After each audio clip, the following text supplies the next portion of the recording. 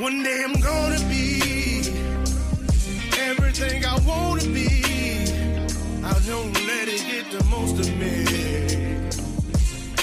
One day I'm gonna be free. I wanna be everything I'm gonna be.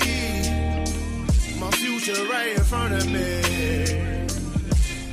One day I'm gonna be free.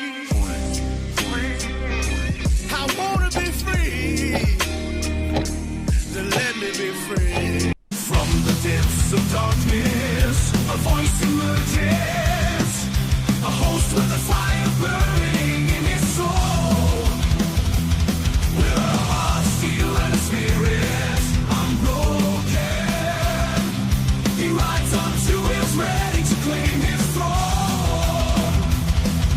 Amidst the chaos and the thunderous roar, insane wheels rise as a force to be reckoned with. Fueled by the power that only metal can bestow, he takes his stand, refusing to submit. Insane wheels hear his battle cry. Metal and mayhem will never die. Rituals report he pays his way. More legend in the making, day by day.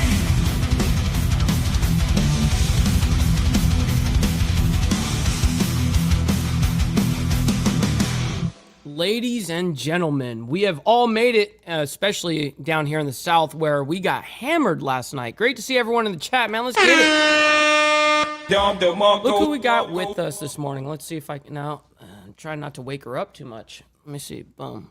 Yeah, she's awake. So anyways, ladies and gentlemen, we got a fun one for you guys this morning, obviously. Every single Monday morning, we have a lot to catch up on. We got to catch up on what happened Saturday and Sunday, and then, of course, bring us to date right this second. So we're looking at Iran war update as well as Trump and Vance signing, which is happening today. And then winter weather alert and top stories, man. So before we get all into it, let's go ahead and give you guys a chronological timeline of what we're looking at here. U.S. sends more Marines to the Middle East. I believe it was a number of something like 2,500 more Marines have been sent to the Middle East now. Iran strikes U.S. Embassy compound after U.S. conducts large-scale attack. It says here, 2 Iraqi security officials say a missile struck a helipad inside the U.S. Embassy compound in Baghdad.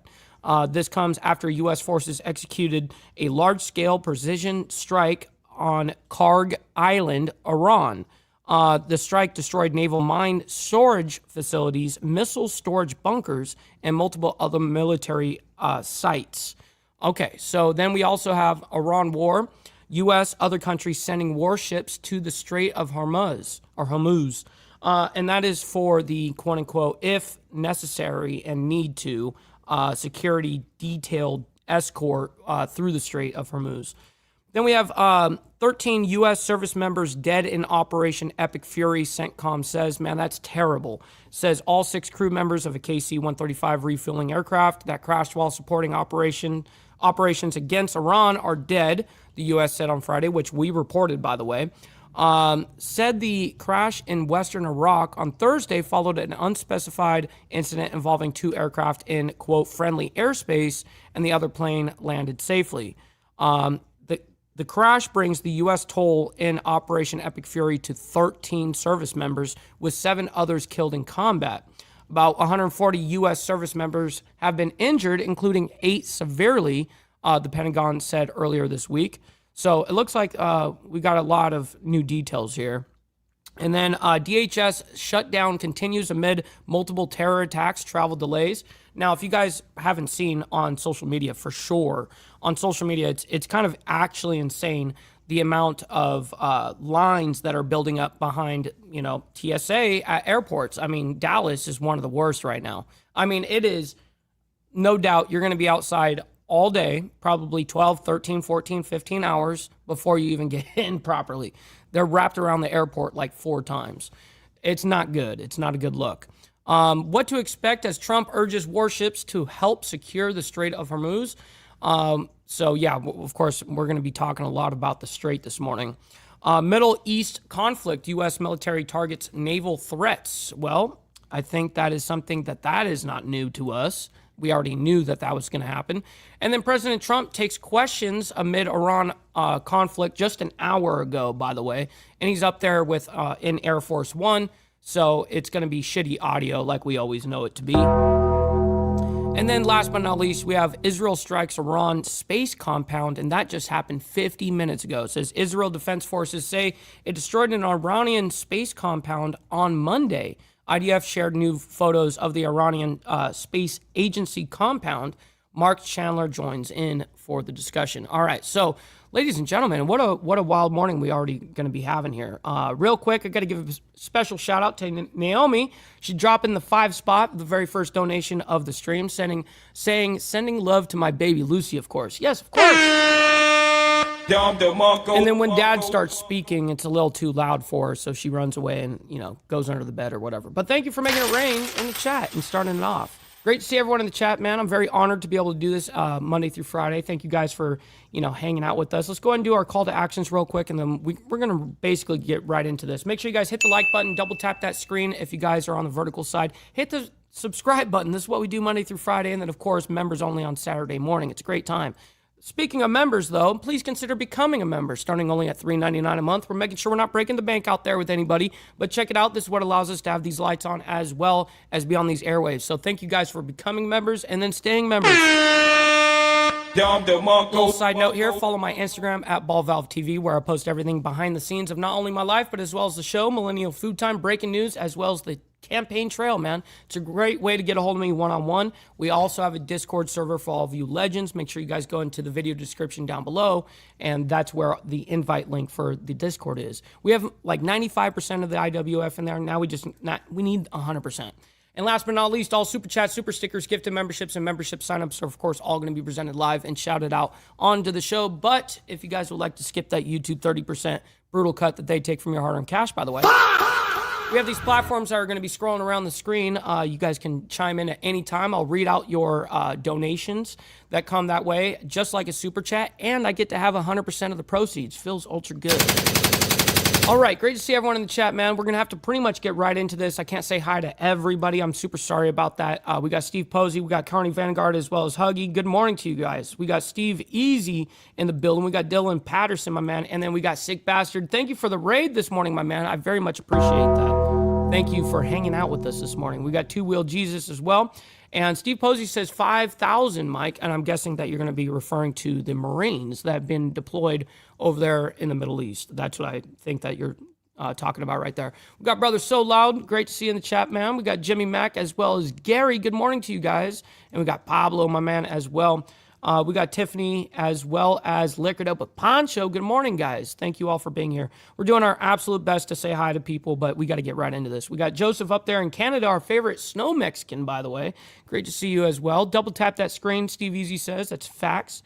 We got Pops in the building as well, saying driving in the snow headed to the hospital. Man, much love, honor, respect to you and Mountain Woman, man. Make sure you let her know that we love her and are thinking about her always. We got Seymour Cannabis as well. We got Evie Daily on the Facebook side of things. Good morning to you. Great to see you guys in the chat. Great to see you guys. All right, so we got 117 people in here right this second. Make sure you guys double tap that screen and hit that like button. All right, let's get into the first story here. Let's bring that up here. And this is U.S. sends more Marines to the Middle East. You're watching live now. I'm Austin Westfall, looking at some of the videos that CENTCOM has been posting in the past 24 hours as we're learning more from U.S. officials about the trajectory of the conflict. Today, we heard from Secretary Hegseth and General Kane speaking to the media, answering questions about Iran's new supreme leader, as well as their perceived progress in the fight and where things go from here. The U.S., we're learning now, is sending 2,500 Marines and at least one more ship to the Middle East, marking a major addition. So as of this report, I mean, just starting off, it says 2,500 so far. Now, I'm sure that has been updated, I'm sure, but we'll see. That just as of right now, 2,500 is being the first report. Of troops to the region. Standing by is retired Marine intelligence officer, host of the Strait podcast, and national security analyst, Hal Kempfer.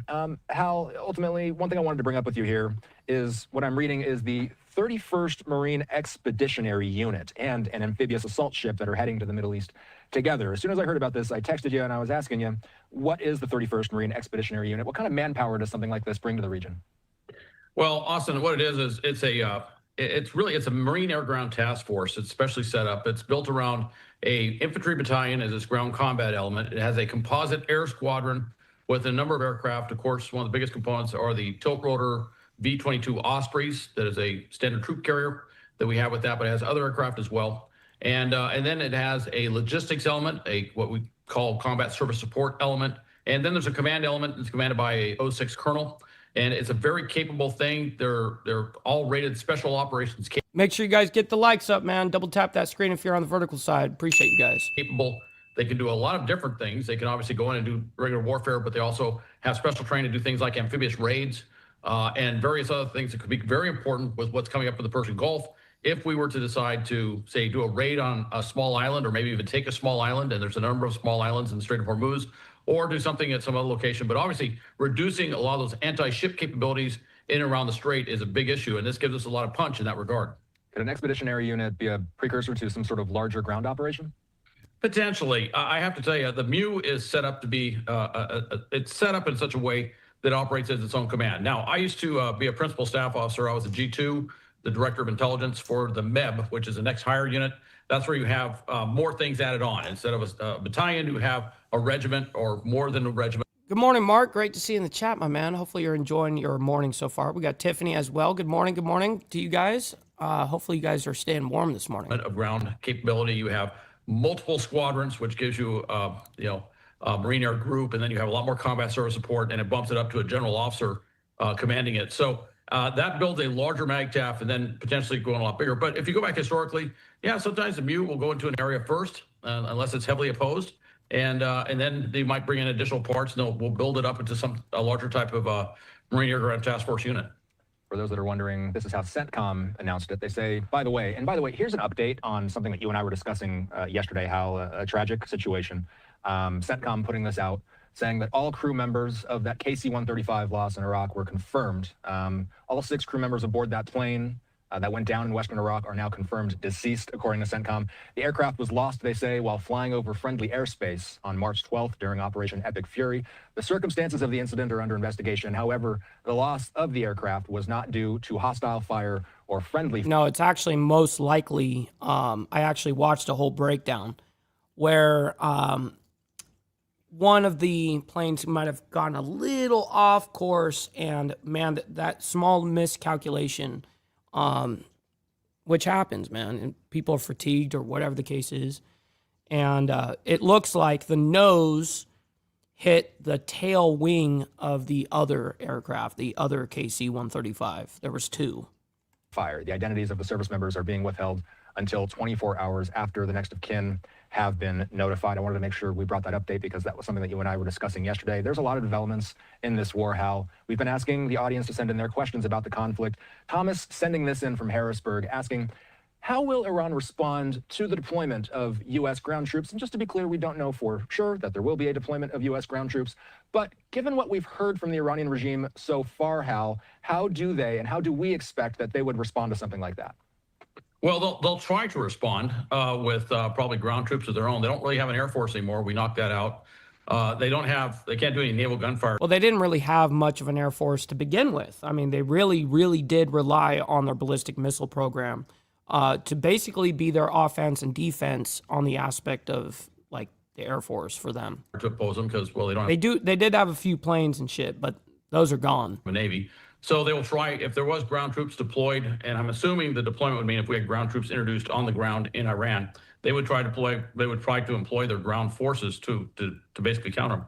Now, the interesting thing is we control the air. And I mean, we jointly, Israel and the U.S., but we have tremendous resources out there. So if we did, for example, Hey, brother Jack Talcott, great to see you in the chat, man. Hopefully you're enjoying your Monday morning so far. Definitely know that we are. Blessings all around, my man. This relatively small unit of Marines taking a village, a town, a key terrain point or something like that along the coast, and they tried to deploy forces in to attack us. That actually could turn out to be kind of a trap for them because we have the air capability to take out any convoys, large masses of armor, troops, whatever, we could actually, basically decimate them or destroy them before they ever got there. So that's how they may respond. But I think right now we're just trying to put an extra capability into the region. And I should point out, in Venezuela, we also had a Marine Expeditionary Unit that was sitting out in the Caribbean while we did the Maduro operation. And certainly that definitely kept the Venezuelans nervous, realizing the Marines are just offshore. Even though it's not a huge force, it does give us a lot of capabilities that we just don't have now. Could the Expeditionary Unit clear up or perhaps aid and help some of the shipping issues in the Strait of Hormuz? You were talking about those little islands. Those little islands would be in that general area, correct? Potentially they could. Now, the anti-ship missiles or what we're looking at now are sea mines, anti-ship missiles, things along that nature. So, and drones, of course. So in that regard, the Marines might be of some help, but if there's an anti-ship missile coming into a ship, the Marines, if you had Marines potentially, like a detachment of Marines on deck with the ship, that wouldn't help much. Now, if the threat was from pirates or piracy, if they were or doing some sort of, if they were doing things where they're coming up on small boats and trying to take over the ship or something. Well, the problem is the channel right there. I mean, it's the bottleneck, right? Everyone's seen it by now. The threats are, of course, mines. And then you got to remember that where the Strait is, that's against right there. That's all Iran. So their beaches are ready to fucking go. You know what I mean? Everything that's right there along the coast, they're ready to go and shoot missiles and ballistic missiles and stuff like that at these ships and stuff. So yeah, the Marines would make a big difference. And that is a historic mission of the Marines, is to repel borders and repel anyone who wants to take over a ship. So yes, they could do that. But unless we brought some special operation, I did notice it was 2,500 instead of 2,200, which indicates to me that we may have added one or more units to this complement. So maybe there is something in there that does special things with countering drones. What's up, Big L, my man? Great to see you in the chat as well. Happy Monday. Or using drones, or maybe doing some sort of anti-air capability augmentation. So all these things are possible, but I don't. Those details are not public, and I don't know what they are. Let's look at this live vantage point of Beirut. We've been looking at this on the nightly, basically. And by the way, the time in Lebanon, about a half hour past midnight. It's not uncommon for us to see the IDF carrying out strikes in real. Hey, Steve Easy, I very much appreciate that, my man. Yeah, J.R. Bowling is in surgery right now as we speak. He blew up at, it's kind of crazy, but he had an entire room in his in his plant that was filled up with hydrogen and exploded. And it really did fuck him up. And this happened a lot, many years ago, but he always has to go in and continue getting surgery, and it's like a long, super long process. But I very much appreciate that, Steve Easy. We know they've been aiming for Hezbollah infrastructure in the Beirut suburbs. Hal, today I was reading that Hezbollah's leaders say that they're ready for a long war with Israel. From what we've seen on the battlefield in southern Lebanon and parts of Beirut, how strong is Hezbollah at this point? Does the evidence show that they are actually up for an extended fight? That is a very good question, and I don't know how they can. What's up, brother Junkyard? My man, we live, baby. That's facts. And that they would say they're ready for a long war doesn't surprise me. I can't imagine that they'd say anything else. The correlation would be, would they ever come out and announce, "Hey, we're ready for a short war, but if it's a long war, we're not going to make it." I don't think they would ever say anything like that. What they're saying is they're ready for a long war. Yes, they are deeply embedded in that area. They have caches of weapons, ammunition. They have a lot of capabilities. They've been there forever. This is not the first time.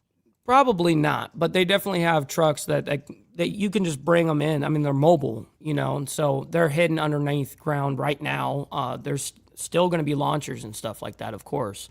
Real quick, my man, Al Patterson coming in with the 5 gifted memberships. Let's go, bro. Thank you very much for sending it out this morning. Thank you very much. It helps not only me, but it helps 5 others in the IWF, man. I very much appreciate that. All right, here we go. Israel's gunning on the ground. It's not the first time Israel's attacking from the air. So, of course, they're going to make it sound like they're ready. And, yes, they are somewhat resilient. And I'm assuming there are tens of thousands. I don't know what the current count is. There's been a lot of attrition. And when you even look at the numbers, if I had raw numbers like that to say this is exactly what they are, that doesn't mean that they're very well commanded or controlled or every unit is up to what it was, say, 2 years ago or something. So, that's a really good question if they could withstand it. But obviously, Israel has very good intelligence on what's there. They know exactly what they're up against, and they're bringing in the requisite number of ground troops along with air capability that will be needed to basically reduce terrain. And the big thing is they're just going to push them off hill by hill, village by village, and they're going to push them back and clear all these villages. And I'm not surprised Hezbollah says it's ready for a long war. But I will say this is the big sea change in Lebanon. The government has clearly had it with Hezbollah. They have made it absolutely clear they've been trying to diplomatically, negotiate for Hezbollah to disarm per the agreement that was out there, quite some time ago. Hezbollah has been dragging its feet, has not been doing that. They want to rebuild back over. Don't worry, we're about to move on from this. I'm just letting them finish up this very last point, and then we're moving on. Want to build back their capability again. And it's very interesting to see the Lebanese government, duly elected Lebanese government, essentially lining up policy-wise, politically, with the intent of Israel. That's something I've not seen quite that way before. That to me was a sea change, and that's something that definitely has Hezbollah's attention. We want to make sure that... All right. Guys, we've got 678 people in here between the two streams. Make sure you guys hit that like button and double tap that screen on the vertical side. I very much appreciate it. All right, we're going to move on. Iran strikes U.S. embassy compound after U.S. conducts large-scale attack. Now, let's go ahead and bring that up here. But first, you guys, we haven't gotten the money part over with. Let's just do that. All right, just get the money part done. Give me money. Money me. Money now. Me a money needing a lot now. And that's facts. Denied. But I still love you guys. All right, let's go ahead and bring this up. 3, 2, 1. Here on the right-hand side of your screen, you are taking a live look over in Baghdad at the U.S. Embassy as we... Shit.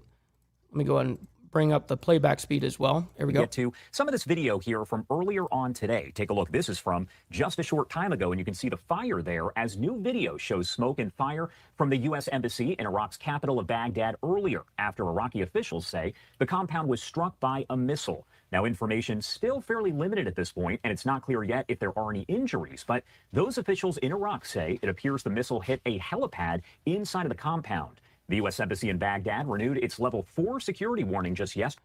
You know, I would imagine not. Cautioning that Iran could carry out attacks against U.S. citizens and infrastructure within Iraq. Again, you can see the smoke rising there in the distance in this video provided a short time ago, but this is a live look at this hour outside of that compound of the U.S. Embassy.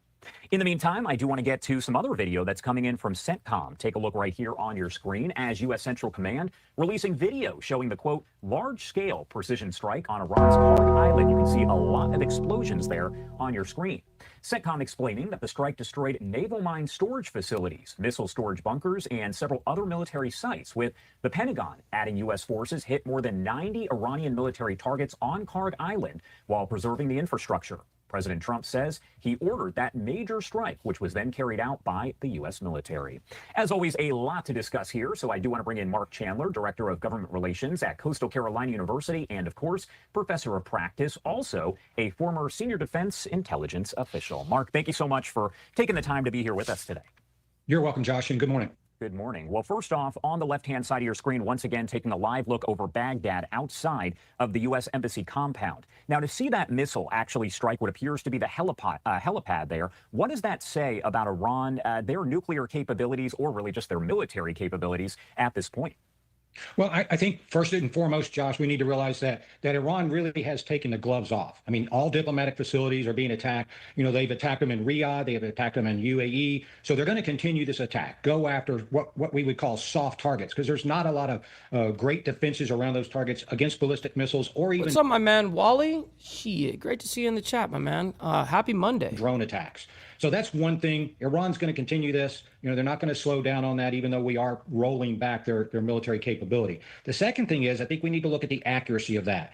Now, number one, they've got to have good inside intelligence. We know that they have operatives, Shia militia, that are in strong support of Iran and backed by Iran all throughout Iraq. As a matter of fact, those same Shia militia have been conducting attacks against some of our forces that are scattered throughout Iraq. So we know they have good insight, and you need that to target with a ballistic missile, because they're going to program in the site for that. The embassy's not hidden, but they just need to get that final accurate information for either a drone attack or a missile attack. Now, What's up, Kerry? Good morning to you as well. Shit, we got all the legends in here this morning. they probably have observers working around. I know that they have been using some Shiite observers. Some want to call them sleeper cells, but they've been active in the Middle East across the Arab countries for years. So you look at that, they're going to observe American facilities, whether it's American diplomatic facilities, the military bases, or, and this is where they're going to try to escalate, even housing areas where Americans kind of concentrate themselves in certain areas of these cities across the Arab states. So it's still a dangerous environment. As you said, we don't have any injury reports.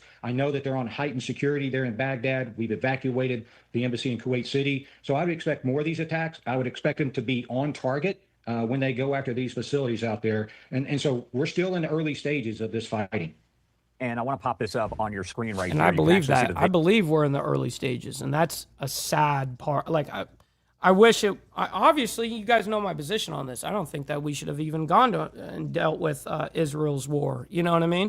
But shit. Make sure you guys get the likes up. We've got 600, now 747 people in here. Make sure you guys double tap that screen on the vertical side and hit the like button if you're on the horizontal. Listen, you don't have to like all the craziness that's happening around the world, but you guys can like it for me and what we do here. So thank you. Video that's coming in out of CENTCOM, and you can almost hear it a little bit in the background, but there are these strikes that are taking place. We learned last night from President Trump about this large-scale precision strike, he says, on Karg Island. For folks out there, can you explain Karg Island and the significance of this strike? Well, a couple of things I want to point out. Number one, this was an excellent military operation using precision-guided munitions to go after the military targets on Karg Island only. You know, Karg Island is perhaps the most critical energy point for Iran to export its oil. 90% of Iran's export oil goes through Karg Island. It's off the coast, if you will, and they pipeline the oil out there. They dug in very deep areas so that deep water oil tankers can get into there. So that's their primary oil export point. Going after the military targets, and Iran has militarized several islands in the Persian Gulf. Damn, Joseph, you just dropped a bomb on that one. That's facts. Karg Island being one of them for defensive purposes, obviously, to prevent such an attack, but not such a sophisticated attack that we conducted. By leaving the infrastructure alive, what we're saying is, number Brother, so loud in the chat. My man, good morning. And we got my man, Virginia Chaos, as well. Good morning to you, gentlemen. Hopefully you guys are enjoying your Monday morning. one, we're going to go after you militarily. Number two, we recognize the importance of this for Iran's future. And I'm choosing my words carefully, Josh, because I'm saying this, Iran's future, not the Islamic Republic's future, which is the regime. Because Iran itself has such vast natural resources. They can be such a great country, a great economic benefit to the Middle East and the world, but not under the Islamic regime. So that's the difference here. They're targeting that, but it sends a message. We can take out these precise military targets. We could also cripple them, their economy for, years to come, if not decades, if we were to take out Karg Island itself. And I did mention one thing I just want to add on. They militarized that island. They put security up. There's a couple of other islands in the southern part of the Persian Gulf, Abu Musa, the Syria Islands. They've also militarized those. So we need to worry about taking care of those as we worry about commercial shipping and tankers going through the southern part of the Persian Gulf as well. So I wouldn't be surprised to see strikes on those in the coming days. And I want to pop this up on your screen. I know you've seen this, as many people out there have as well. We know that we haven't seen Iran's new supreme leader publicly, and one of the photos released of him appears, according to those who have investigated, to be made with AI. So a lot of questions here. Are we not, man? And in moments of conflict like this, how important is it for maybe a country's leader to be visible? And what message does that send? Because, again, he has not been seen in public. We heard this message from him the other day, but it wasn't delivered. It wasn't in person. It was written. And, yeah, he's dismembered like me, I think. I think he actually legitimately lost his leg. With him on camera, and it wasn't him talking. Right. Josh, number one, you hit the nail on the head. I think it's critical that any nation in a crisis like this have their leaders stand up and show strength.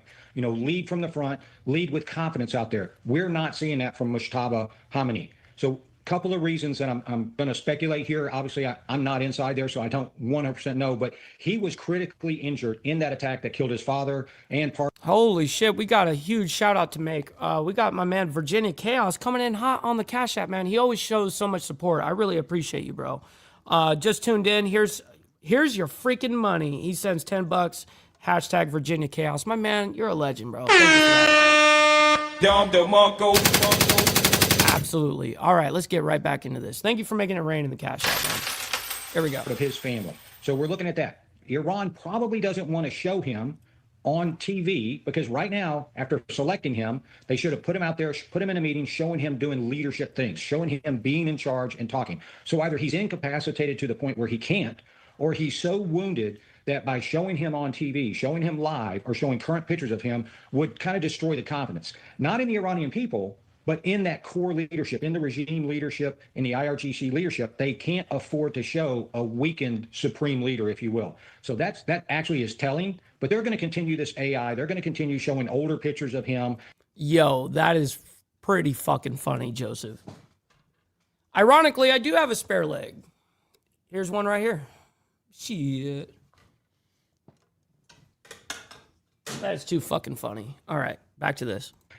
Fully healthy, but you haven't heard him and you haven't seen him. And that definitely sends a message out there for those who are willing to look just beyond the surface of this. It definitely sends a message. And I want to play really quickly this soundbite of sorts that came in from Secretary of War Pete Hegseth yesterday about all of this. Iran's leadership is in no better shape. Desperate and hiding, they've gone underground, cowering. That's what rats do. We know the new so-called not-so-supreme leader That's is what wounded rats do. and likely disfigured. He put out a statement yesterday, a weak one, actually, but there was no voice and there was no video. It was a written statement. He called for What's up, No? Good morning. unity. Apparently killing tens of thousands of protesters is his kind of unity. Iran has plenty of cameras and plenty of voice recorders. Why a written statement? I think you know why. His father, dead. He's scared, he's injured, he's on the run, and he lacks legitimacy. It's a mess for them. Who's in charge? One-legged man on the run, man. Shit, that sucks. We got chatting with Stacks, my man. Good morning to you. Hopefully you're enjoying your morning so far. Great to see you. Iran may not even know. All right, I wanted to play that for you. That was from yesterday during the news conference that he held alongside General Dan Raisin Kane. Again, all of that happening on Operation Epic Fury, which, by the way, today marks 2 weeks since those first attacks by the U.S. and Israel on Iran. Now, I wanted to talk to you a little bit as we take a live look outside of the White House here. We learned that essentially, according to officials there, a U.S. official speaking with the Associated Press saying that about 2,500 more Marines and amphibious assault ship, they're being sent to the Middle East, adding to the military's kind of build up there that we're seeing in the Middle East. What message is that sending? Well, number one, I think that's important. The Marines are near and dear to my heart. Guys, we have over 700 people in here. We need to get the likes up, seriously. Make sure you guys double tap that screen on the vertical side and hit that like button on the horizontal. Appreciate that. That's the 31st MEU that's stationed in Okinawa, Japan. So they're getting ready. They're going to get on ships. It'll probably take about 10 days sailing time. So what we're doing is we're sending a message that, one, we're still in this fight. We're going to be in this fight. And the Marines, What's up, Chasing Ghost? Good morning. Again, near and dear to my heart. We send a certain message when we deploy Marines.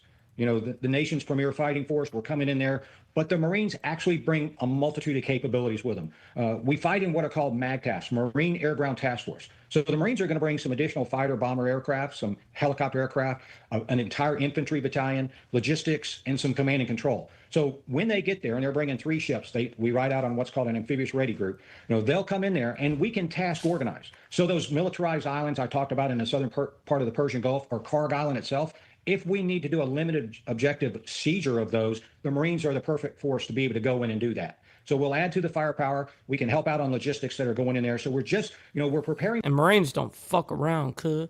All right, we're going to move on, though. Iran war, U.S. and other countries sending warships to Strait of Hormuz. And that is because for the escort situation, if they decide to go ahead and do that, that they'll be able to pull the trigger on that. So let's go ahead and bring this up, and we'll discuss it quickly here. Back here. You know what? Actually, everybody involved, including everyone in the chat, everyone needs to embrace their fucking fuck ups. Don't beat yourself up over past mistakes. You are going to fuck up again in the future, quite possibly in a most spectacular fashion. Why worry about yesterday's fuck ups when you have tomorrow's fuck ups to look forward to? You are a fuck up, and fucking up is part of your growth process. Embrace the process. Embrace thy process. Here we go. Ron, live now from Fox, the time 12:33 on the East Coast and 9:33 on the West Coast. My name is Josh Breslow, and we do have some breaking news that we are following as we take a live look there outside of the White House. This involves President Donald Trump. Taking a look here at some of the video as President Trump saying today that, quote, many countries, especially those who are affected by Iran's attempted closure of the Strait of Hormuz, will be sending warships in conjunction with the United States of America to keep the strait open and safe. We know there's been a lot of discussion about the Strait of Hormuz, especially over the past several weeks, as of course, there's talks about oil and other commercial products. Now, I want to pop up a post from President Trump a bit earlier today on Truth Social as he made this announcement. He said, quote, Many countries, especially those who are affected by Iran's attempted closure of the Hormuz Strait, will be sending warships in conjunction with the United States of America to keep the strait open and safe. We have already destroyed 100% of Iran's military capability, but it's easy for them to send a drone or two, drop a mine, or deliver a close-range missile somewhere along or in this waterway, no matter how badly defeated they are. He goes on to say in that Truth Social post, real quick, Naomi sends in $1.99. Thank you for the $2, by the way. She says, Steve Easy and Glare tickle each other with corn. Well, shit. Oh, my God. Man, that's brutal. You know what I mean? Shit. Why are you gay? Hopefully, China, France, Japan, South Korea, the UK, and others that are affected by this artificial constraint will send ships to the area so that the Hormuz Strait will no longer be a threat by a nation that has been totally decapitated. In the meantime, the United States will be bombing the hell out of the shoreline and continually shooting Iranian boats and ships out of the water. One way or the other, we will soon get the Hormuz Strait open, safe, and free. President Donald J. Trump. Again, he posted this on Truth Social a bit earlier, essentially saying that the U.S. and hopefully others will be sending those warships to... What's up, Brennan Smith? Good morning. ...the Strait of Hormuz as all of this does continue. What I want to do is talk a little bit more about the war itself that is still underway, as we have some video that I want to pop up on your screen coming in out of the U.S. Embassy in Iraq a bit earlier on today. Take a look there at your screen as that video shows the smoke rising from the U.S. Embassy in Iraq's capital of Baghdad after Iraqi officials say the compound was actually hit there by a missile. Now, at this point, hours later, the information is still fairly limited. It's not clear yet if there are any kind of injuries that have been reported, but those officials in Iraq say it appears the missile hit a helipad inside the compound and, of course, causing the fire and the smoke that you're seeing right there on your screen. Now, the U.S. Embassy in Baghdad renewed its level 4 security warning just yesterday, cautioning that Iran could carry out attacks against U.S. citizens and infrastructure within Iraq. This comes just a couple days after 6 U.S. service members were killed in a crash of a refueling aircraft in Iraq. However, very important. What's up, David? Good morning to you as well. Important to note that the Pentagon says that crash was not an incident of hostile fire or friendly fire, and an investigation will be conducted. Again, we are following all of the latest developments right here on Live Now from Fox as we get them. And of course, we're doing the same shit. So anyways, that's why you guys are going to hit that subscribe button, because we follow all these news stories. And then, of course, we do our best to go ahead and show you guys any updates that we get as we go. So, all right. So now we're going to go ahead and discuss 13 U.S. service members dead in Operation Epic Fury, CENTCOM says. Let's go ahead and discuss this quickly. Now, all 6 crew members of a KC-135 refueling aircraft that crashed while supporting operations against Iran have died. The U.S. military confirming that in a statement. I'm going to pop that up on your screen. This came out just yesterday. U.S. Central Command, which oversees the Middle East, said the crash in western Iraq on Thursday followed an unspecified incident involving 2 aircraft in, quote, friendly airspace, and that the other plane landed safely. Ohio Governor Mike DeWine saying on social media that 3 of the 6 crew members were from his state and deployed with the Ohio Air National Guard's 121st Air Refueling Wing. He did not identify them, but offered condolences to their families. I appreciate that, George, by the way. The crash brings the U.S. death toll in Operation Epic Fury to about 13 service members, with the 7 others killed in combat. About 140 U.S. service members have been injured, including 8 severely. That is according to the Pentagon. Right now, there is a lot to discuss about all of this, so I do want to bring in a friend of the show here. We have Glenn Ignacio. He is a retired Air Force Special Operations Commander and, of course, a national security analyst. Thank you so much, Glenn, for taking the time to join us and to discuss a little bit more about all of this. Absolutely. It's great to be with you, Josh. And first off, I wanted to... All right, real quick. Thank you for letting me know that, Steve. I can't see it on the StreamYard side, which super sucks. All right, so am I right? Is that what it is? Am I right? Or, man, I can't pronounce that name. But, hey, I very much appreciate it. Sending over some jewels on the, wow, a lot of jewels, actually. 250, then 20, then 4. Wow, thank you very much for making it rain in the vertical chat, man. I very much appreciate that. Let's go. See if you can kind of explain for folks out there the aircraft here that is involved. Thank you, Mods. Sure. You showed a couple of photos of it. It's called a KC-135, and it's the bigger aircraft that passes fuel to a lot of aircraft. The fighters, the B-52 bombers, bigger aircraft than actually it is. So it's a 4-inch. Cut to the chase. Good morning. Jet. It carries a significant amount of fuel. So what happens is we're able to extend the mission, or like fighters, they're taking off lighter with fuel because of the weapons, and then they'll tank up. So this is what they do. It is a significant thing that we do in training all the time. Even the event that unfortunately occurred is something that we even do in training. So it wasn't just a combat action like a fighter going in on an attack mission. And can you explain to me a little bit about how you would see essentially this investigation going? Because of course, officials, they're in mourning right now, but they also have to investigate the situation in general. Yeah, you're absolutely right. And it's one of the hardest parts. And to also understand, it was what happened is that aircraft you're showing, a KC-135, was actually refueling another KC-135. A lot of things are into the planning of fuel, so that's what happened. Now, as far as the investigation occurs, first of all, it is considered a hostile theater, but what will happen is specialists, pilots, accident investigation certified individuals that have flown this aircraft that are not attached to the unit are going to be doing the investigation. So that eliminates the emotional connection and so forth of a unit doing it themselves. So they'll be looking at everything from any information. Another aircraft was behind it that looks like made a collision. They're going to be interviewing everybody and everything. So similar to the way the NTSB does it with, say, an airliner, they're doing the same thing. And they look at it from human factors, flight times, crew duty days, all the way to mechanical procedures, tactics, techniques, what broke down. And on more of a personal level here, when you hear something like this has happened, based on your experience, what you've seen, what kind of goes through your mind there? Unfortunately, it is a horrific situation. And of course, I was saying is that this operation that they were doing is the same thing that many crews in the United States are doing for normal training. We don't just do it for once in combat. So this event that unfortunately occurred could have occurred anywhere in the United States in training. So just so people can understand it. But I really, really appreciate that. And yes, it's really interesting how news will spin shit, and then they come out too eager. They get some sort of information and they just spit it out. That's not what we do here. We fact check. The other plane did actually land correctly. So, but thank you for that. As far as this is concerned, you have another aircraft that was there that could have clipped it. The tail was clipped. So that could have been when they're crossing underneath. They could have hit an engine. They could have hit the tail. It could have hit anything. So we won't speculate.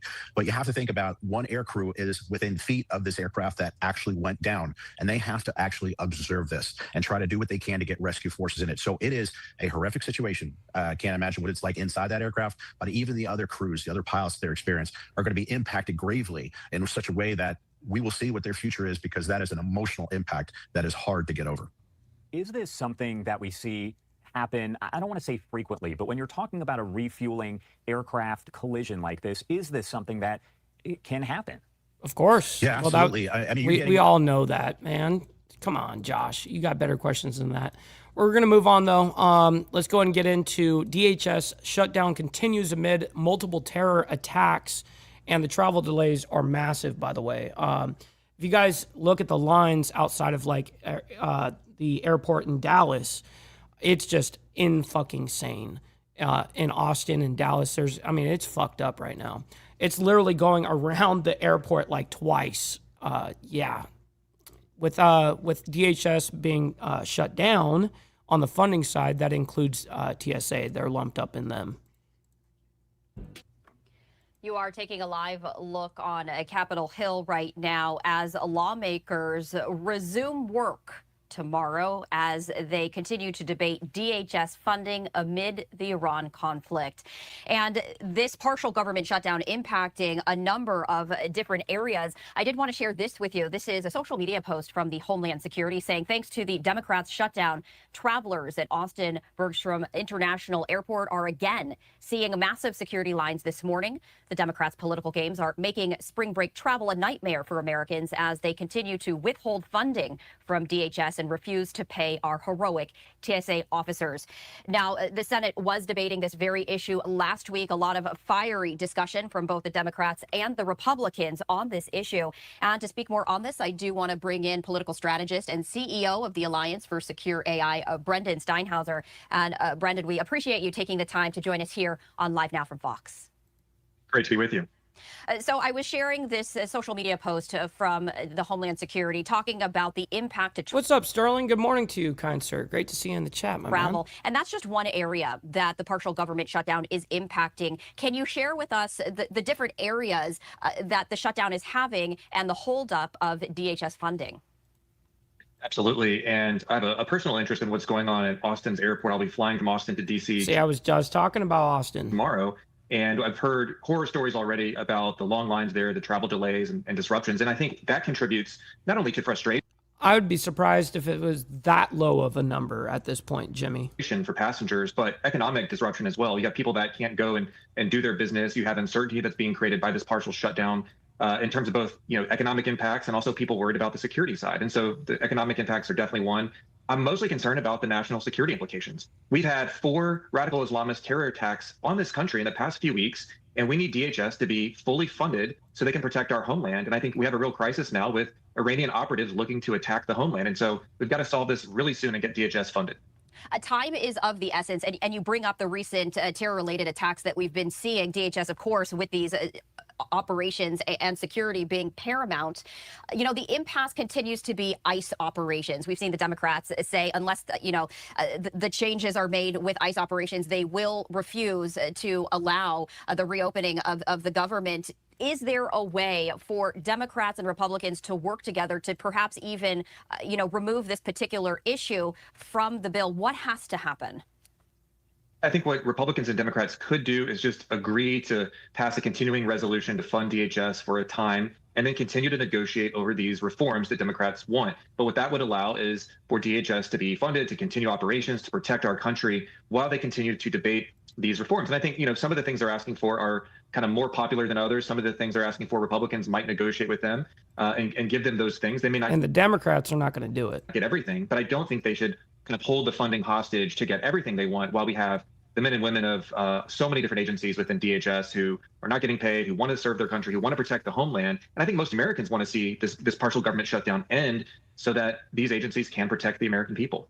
And you bring up a really important point, the American people, because the public is feeling this very differently, perhaps, than the people debating the issue in Washington, D.C. And I have to imagine there's a lot of frustration. Can you talk about that perspective from the public in terms of the gridlock that continues to happen there on Capitol Hill?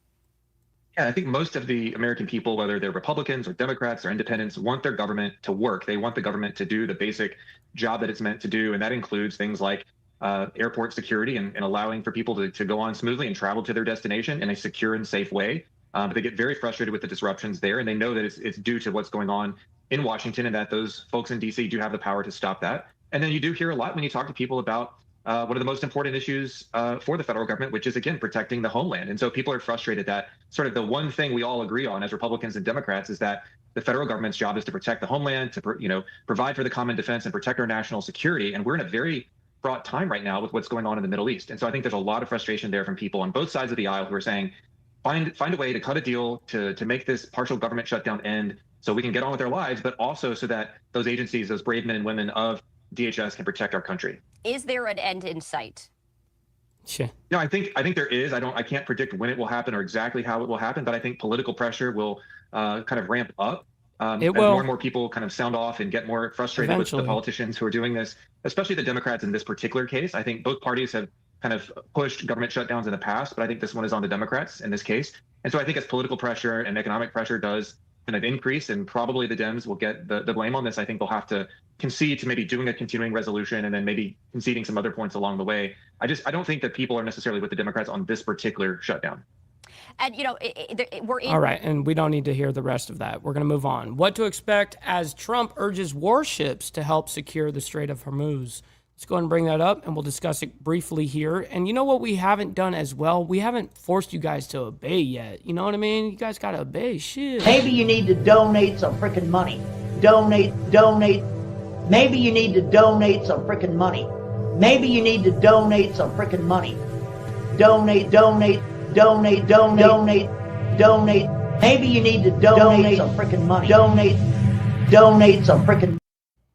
Now that was some epic propaganda. All right, here we go. Let's go. All right, welcome back in here to Live Now from Fox. I am Andy Mack. More than 2 weeks ago now, the world watched the United States and Israel in a joint operation begin epic fury there in Iran, taking out the Ayatollah and also major blasts throughout that country. And we're now learning new information about the Strait of Hormuz, that energy artery that is potentially almost at a standstill, causing lots of influx and increase in world oil prices. President Trump suggesting that U.S. allies now get involved for a potential team effort there, as you see this over the weekend, as President Trump's laying down the United States of America has beaten and completely decimated Iran, both militarily, economically, and every other way. But the countries of the world that receive oil through the Hormuz Strait must take care of the passage, and we will help a lot. The U.S. will coordinate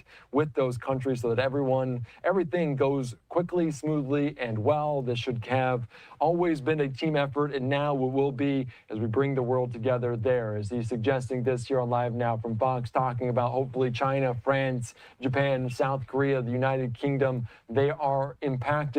They'll help out in this way. All right, let's continue on here on Live Now from Fox and bring into the conversation from Defense Priorities Director of Middle East there, Rosemary Kalanick. Thank you so much for joining us here on Live Now from Fox. President Trump trying to bring in all of these allies. No really confirmation that they will assist the United States. What does this signify to you? Well, I mean, I think there's a logic to it, which is that everybody who is a consumer of oil, which is basically every country in the world, is harmed by the closure of the Strait of Hormuz. So there's a logic to Trump wanting allies, U.S. allies and others, right? China's not a U.S. ally, but China still is affected by oil price spikes that stem from the closure of Hormuz. There's a logic for the president to ask other countries. Man, my man Jimmy Mack coming in with the 420. We love that number, by the way. He says donate, donate, donate. That's facts, man. I very much appreciate that. Shit. Making it rain in the chat. Love it. Oh, you know what we can do for that? Get our counterclockwise tobacco ready here.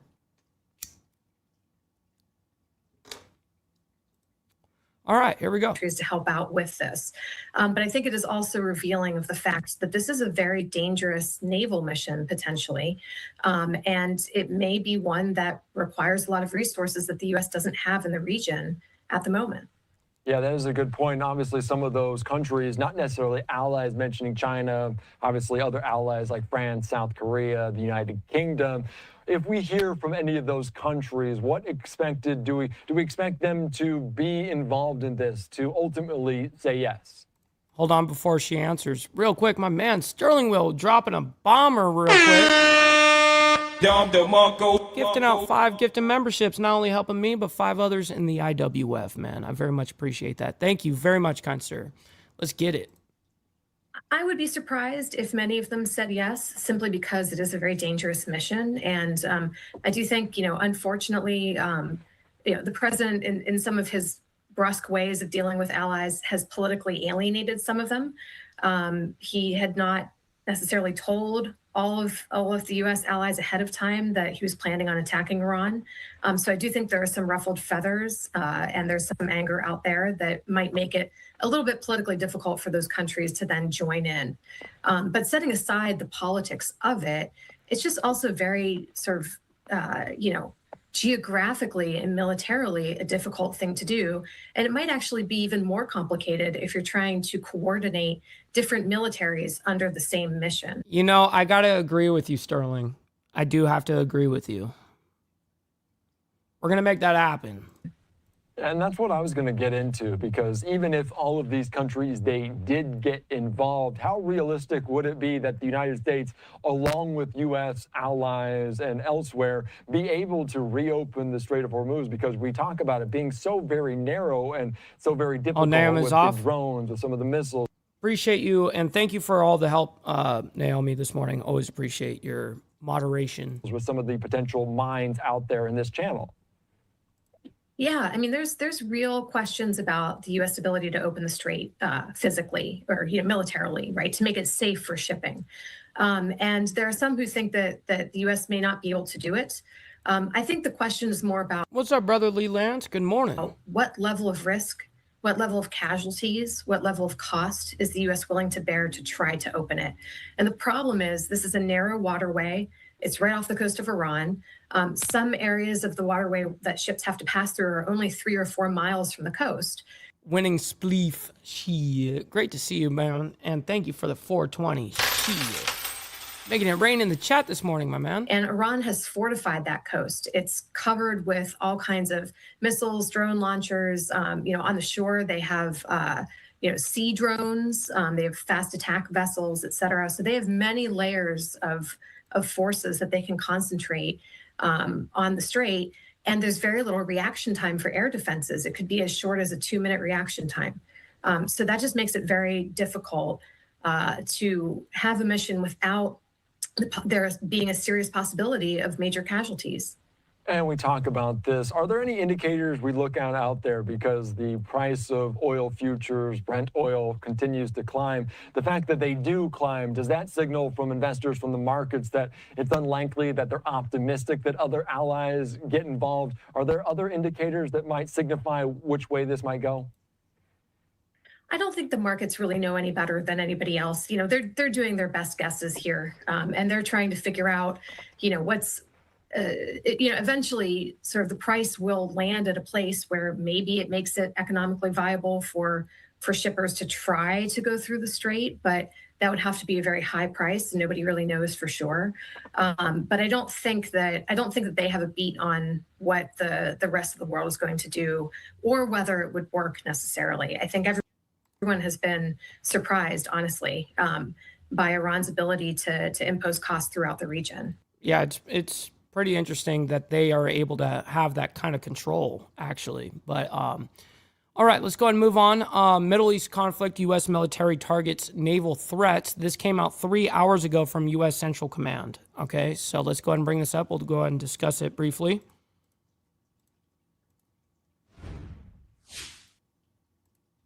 Hi, I'm Admiral Brad Cooper, the commander of U.S. Central Command, here to provide another update on Operation Epic Fury.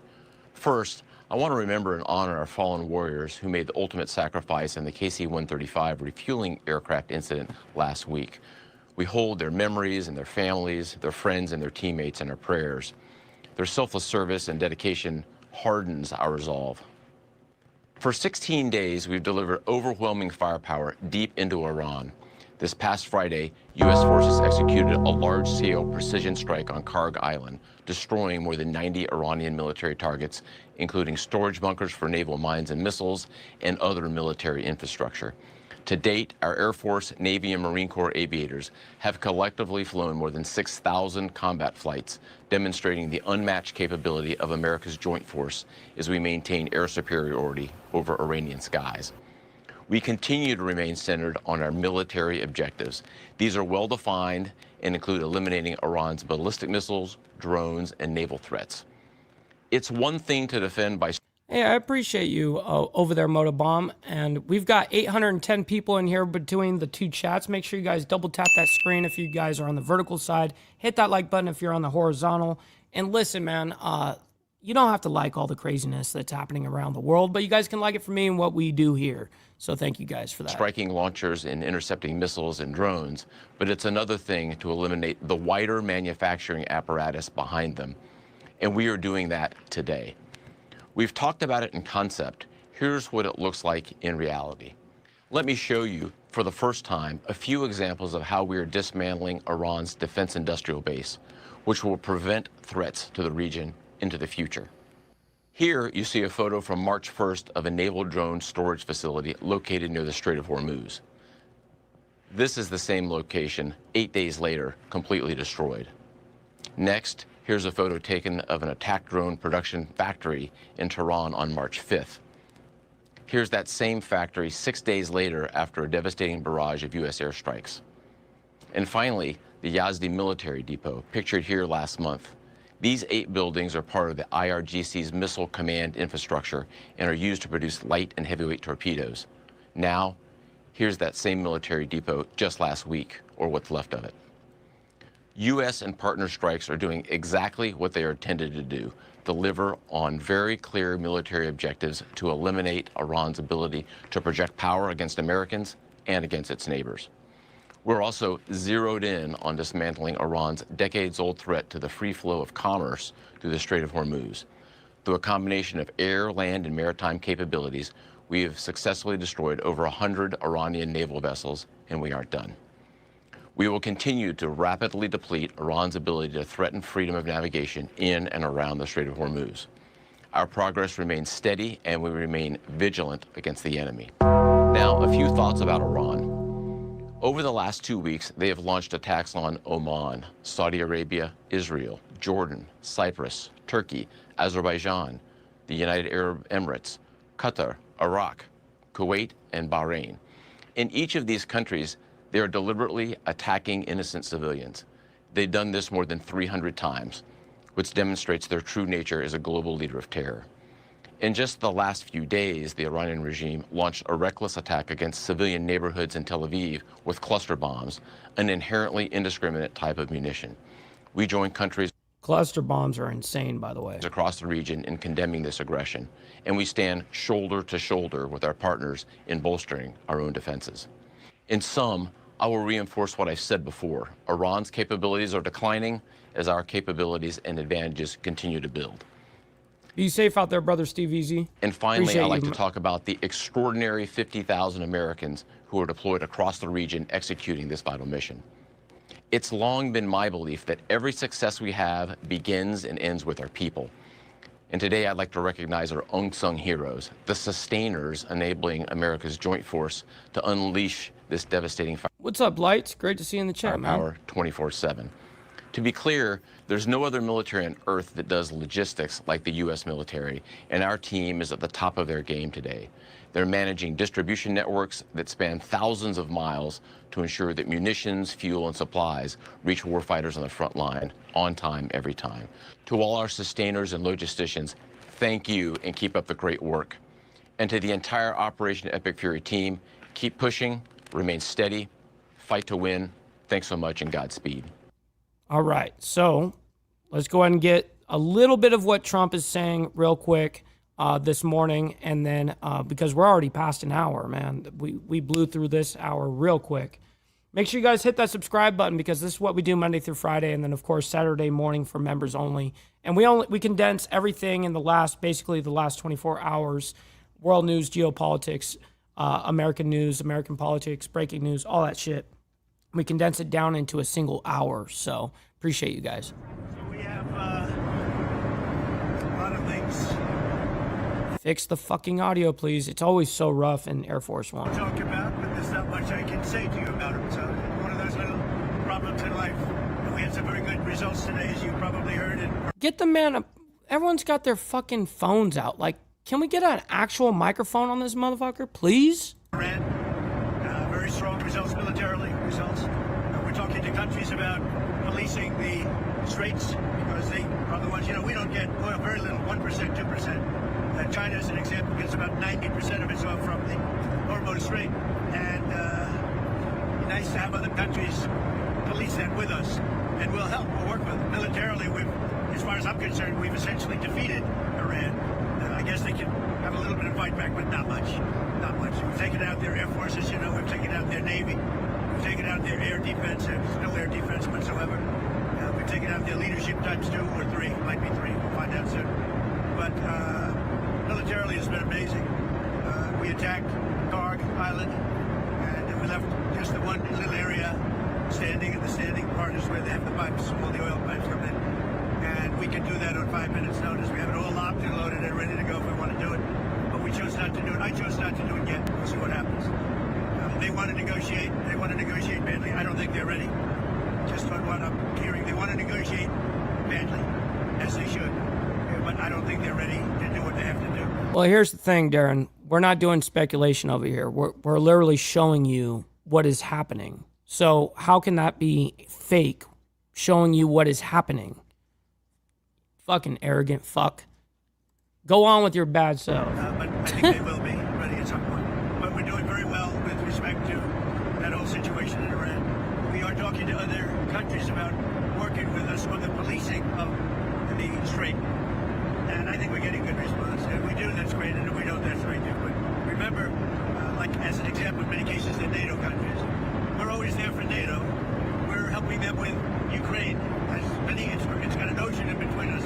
Doesn't affect us, but we've helped them.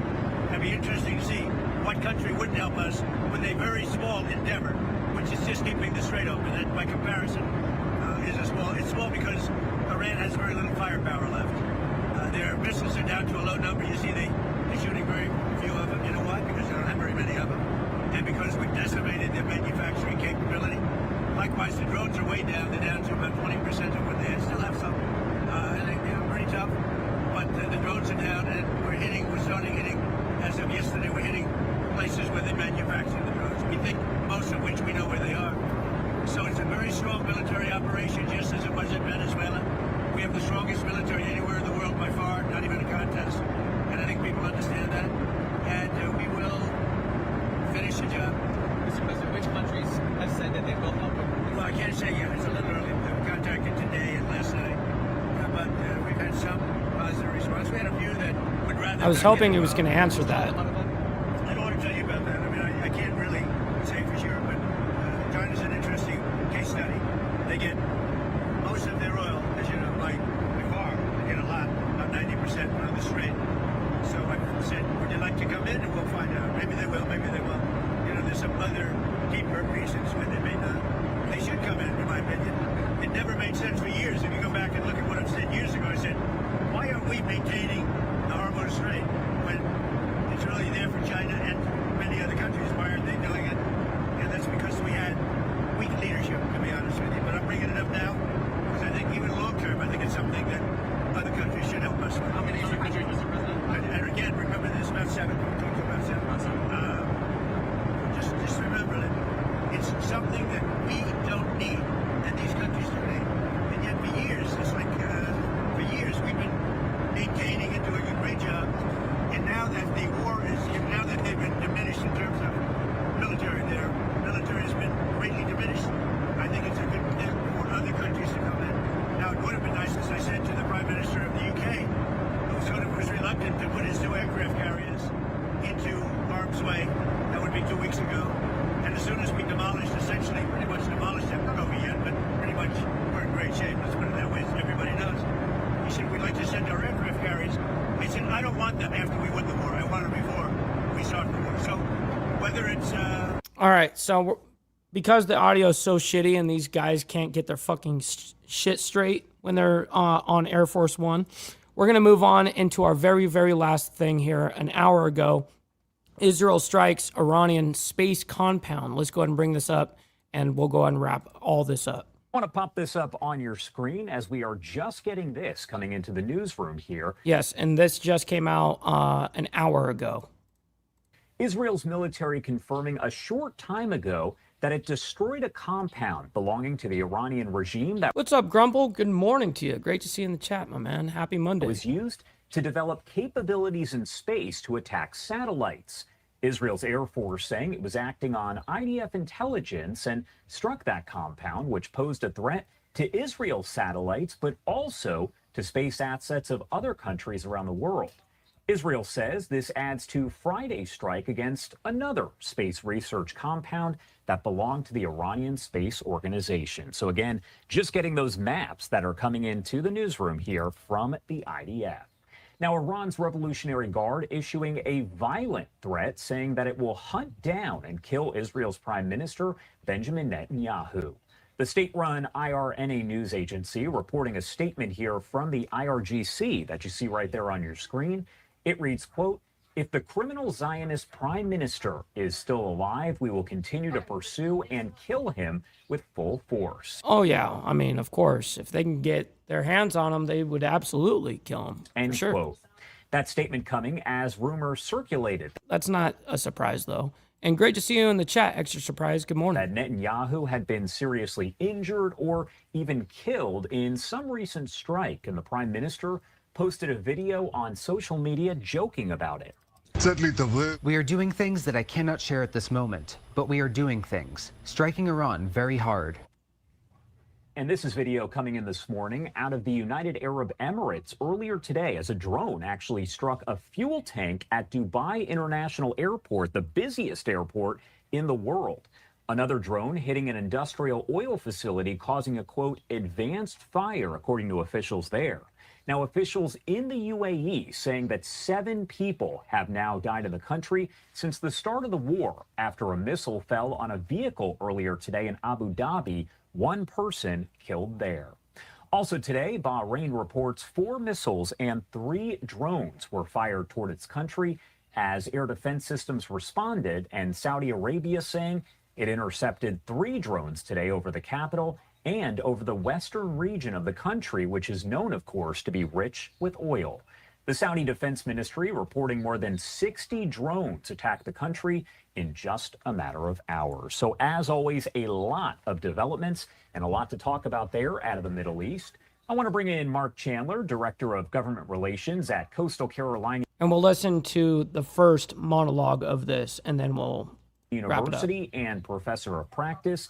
He is also a former senior defense intelligence official. Thank you so much, Mark, for taking the time, as always, to be here with us. You're welcome, Josh. Good morning, and thanks for having me today. Good morning. Well, first off, want to talk about the space compound situation. Israel putting out that message and those photos a very short time ago. What is the significance of that strike, as well as the one that they conducted at the end of last week? Talking, of course, about a strike on Iran's space compounds. Well, Josh, I think that's very significant. A couple of things. So Israel addressed the fact that, they were going after the space aspects of that, where Iran was trying to develop a space threat, kind of an anti-satellite threat. They had a very fledgling space capability. They put a beeping satellite up that lasted just a short time in that. But the true nature behind that, and I think something that shouldn't be buried kind of with this, is the fact that that space program, to the rockets that they would use to launch for the space program, actually furthered their development of intercontinental ballistic missiles. So they had a parallel development running. And so if they were successful in developing their space program, the same technology going in to launch a missile into space, a rocket into space, they could then apply to their intercontinental ballistic missiles, which brings the United States into threat. And then we can go back and look at their nuclear weapons development program, and you combine those, and then that's a significant threat. So yes, it takes out the space concerns that Iran might have in their development, but for me, the bigger concern would be the technology used for intercontinental ballistic missile development. I want to talk. All right, totally interesting. Now you guys got an idea of what happened there. So listen, we are on overtime right now. We're 12 minutes over. So listen, much love, honor, respect to everybody. I can't do this shit without you guys and without your guys' support. Hit that like button on the way out, as well as double tap that screen if you guys are on the vertical side. Listen, stick around for the raid. We're going to be raiding our buddy Chatting with Stacks. He's live right now. Make sure you guys let him know we're coming through with a Mike Ball / Insane Wheels raid. All right, guys. We'll see you guys tomorrow morning for more of the World's Madness. Until then, God bless everyone. We'll see you guys very soon. Much love. From the depths of darkness, a voice emerges, a host with a fire burning in his soul. With a heart steel and a spirit unbroken, he rides on 2 wheels ready to claim his throne. Amidst the chaos and of the thunderous roar,